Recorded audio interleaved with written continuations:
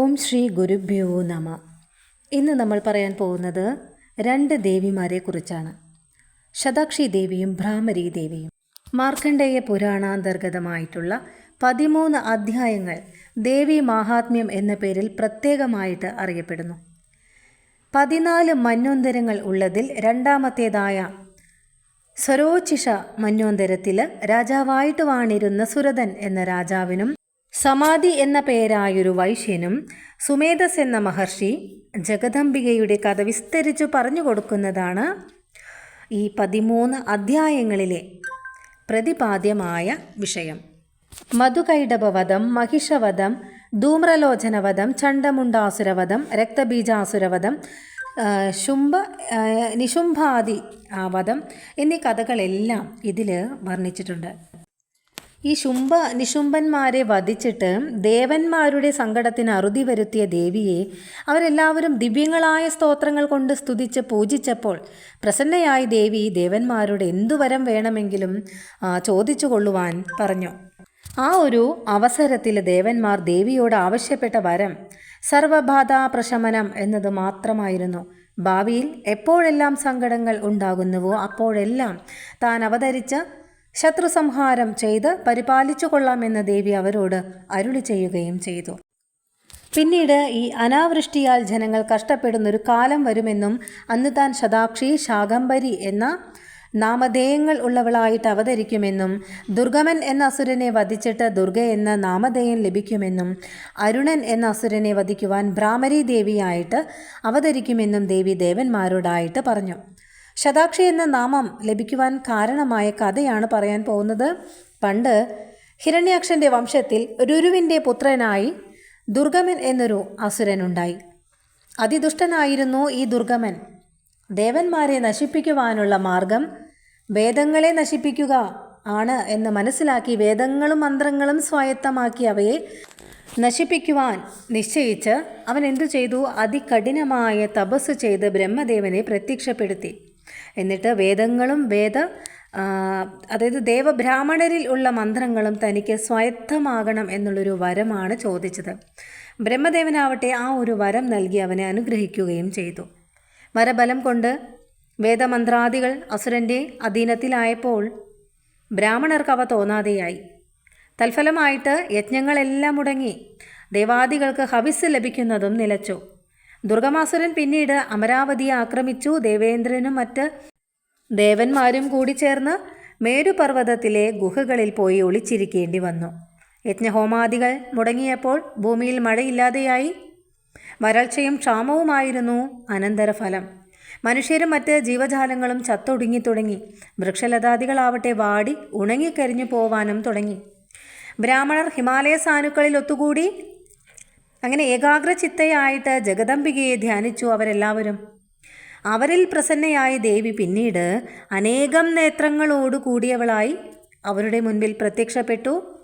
നീലാഞ്ജനവർണ്ണത്തോടും വിശാല നേത്രങ്ങളോടും ഫലമൂലങ്ങൾ, ശാഖങ്ങൾ അതായത് പച്ചക്കറികൾ, പുഷ്പങ്ങൾ എന്നിവ ഏന്തിയ കരങ്ങളോടും ചാപം, ബാണം ഇത്യാദി ആയുധങ്ങളോടും കോടിസൂര്യപ്രഭയോടും കൂടി അവരുടെ മുൻപിൽ പ്രത്യക്ഷപ്പെട്ട ആ ലോകമാതാവിൻ്റെ കണ്ണുകളിൽ നിന്ന് ആ സമയത്ത് കണ്ണുനീർ ധാരധാരയായി ഒഴുകിക്കൊണ്ടിരുന്നു.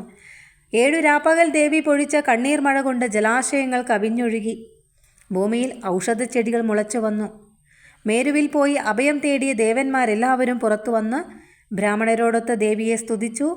ലോകത്രാണനാർത്ഥം അനേകം നേത്രങ്ങളോടുകൂടി പ്രത്യക്ഷപ്പെട്ട ദേവിയെ അവരെല്ലാവരും ശതാക്ഷി എന്ന നാമം ചൊല്ലിയാണ് പുകഴ്ത്തിയത്.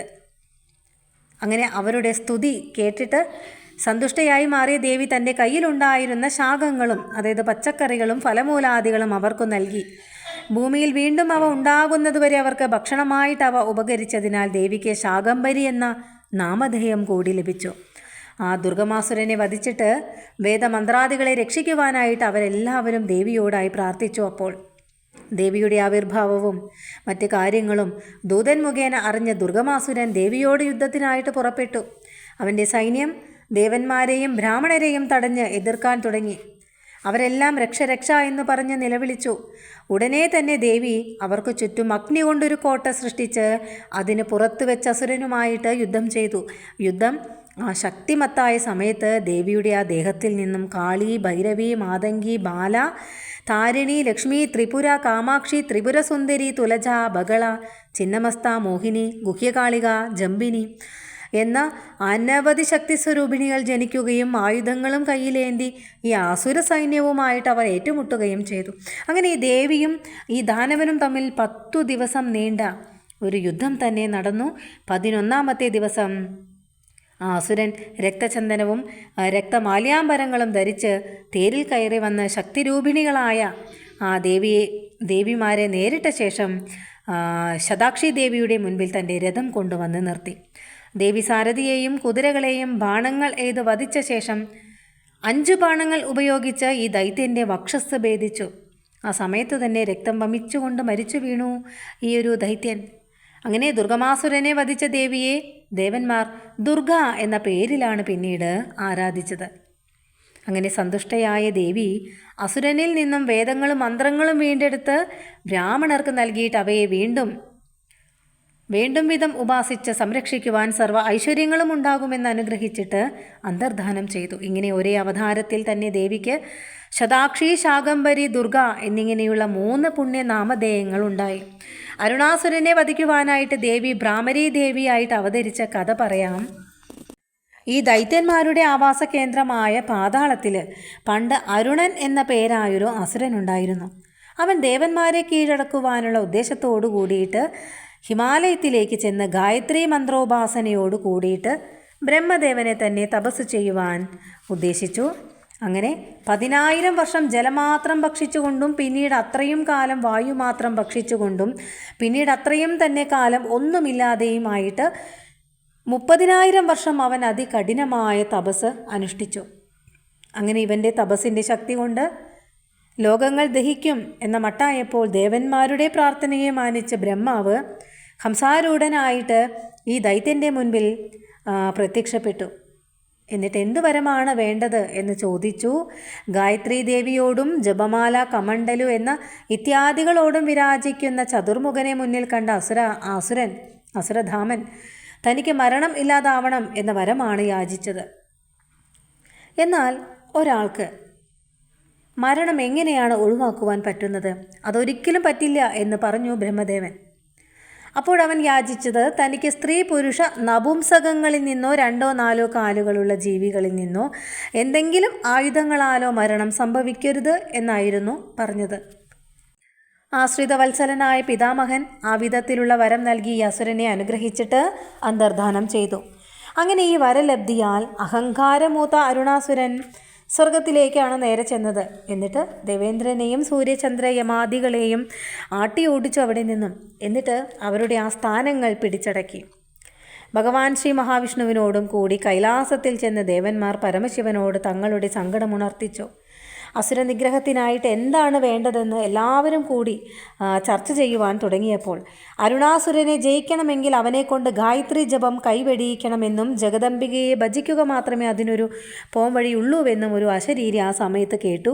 അങ്ങനെ ദേവന്മാർ ദേവഗുരുവായ ബൃഹസ്പതിയെ സമീപിച്ചിട്ട് അരുണാസുരനെ കൊണ്ട് ഗായത്രി മന്ത്രം ഉപേക്ഷിക്കുവാനുള്ള മാർഗം ആരായുവാൻ അഭ്യർത്ഥിച്ചു. അതിൽ പിന്നെ എല്ലാവരും കൂടി ജഗദംബികയെ സന്തോഷിപ്പിക്കുവാനായിട്ടൊരു യജ്ഞം ആരംഭിച്ചു. ബൃഹസ്പതി ദേവഗുരു അസുരനെ സമീപിച്ച് തങ്ങൾ ഉപാസിക്കുന്ന ഗായത്രി മന്ത്രം ഉപാസിക്കുകയാൽ അവനും ദേവപക്ഷത്തിലേക്ക് വരണമെന്ന് വിദഗ്ധമായിട്ട് ധരിപ്പിച്ചു. ഇത് കേട്ട അസുരൻ എന്തു ചെയ്തു? അതൊരിക്കലും ഉണ്ടാവില്ല എന്ന് പറഞ്ഞ് ഗായത്രി മന്ത്രോപാസന ഉപേക്ഷിച്ചു. ബൃഹസ്പതിയിൽ നിന്നും ആ വിവരം അറിഞ്ഞ ദേവന്മാർ പൂർവാധികം ഭക്തിയോടുകൂടിയിട്ട് ദേവീഭജനം തുടർന്നു. പ്രസന്നയായി ദേവി കോടി സൂര്യചന്ദ്ര പൂണ്ടവളായിട്ട് സർവാഭരണ വിഭൂഷിത ഗാത്രിയായിട്ട് മുരളുന്ന വണ്ടുകളാൽ ചൂടപ്പെട്ട പുഷ്പമാല്യം ധരിച്ചവളായിട്ട് ദേവന്മാരുടെ മുൻപിൽ ആവിർഭവിച്ചു. അങ്ങനെ ആനന്ദഭരിതരായി മാറിയ ദേവന്മാർ വണ്ടിൻ നിര ചൂടുന്ന ദേവിയെ ഭ്രാമരീ ദേവി എന്ന നാമം ചൊല്ലി സ്തുതിച്ചു. ഭ്രമരം എന്നാൽ വണ്ട് എന്നുകൂടി അർത്ഥമുണ്ട്. അങ്ങനെ മന്ദസ്മിതം തൂകുന്ന ദേവി ദേവന്മാരോട് താൻ എന്തു ചെയ്യണമെന്ന് ചോദിച്ചു. തങ്ങൾ അരുണാസുരനിൽ നിന്നും നേരിടുന്ന ആ കൊടിയ പീഡനത്തെയും അവൻ്റെ വരപ്രഭാവത്തെ പറ്റിയും പറഞ്ഞവർ ദേവിയെ ധരിപ്പിച്ചു. അത് കേട്ട മാത്രയിൽ പരമകാരുണികയായി മാറിയ ജഗദംബ തൻ്റെ ചുറ്റുമുള്ള വണ്ടുകളെ ഇളക്കി വിട്ടു.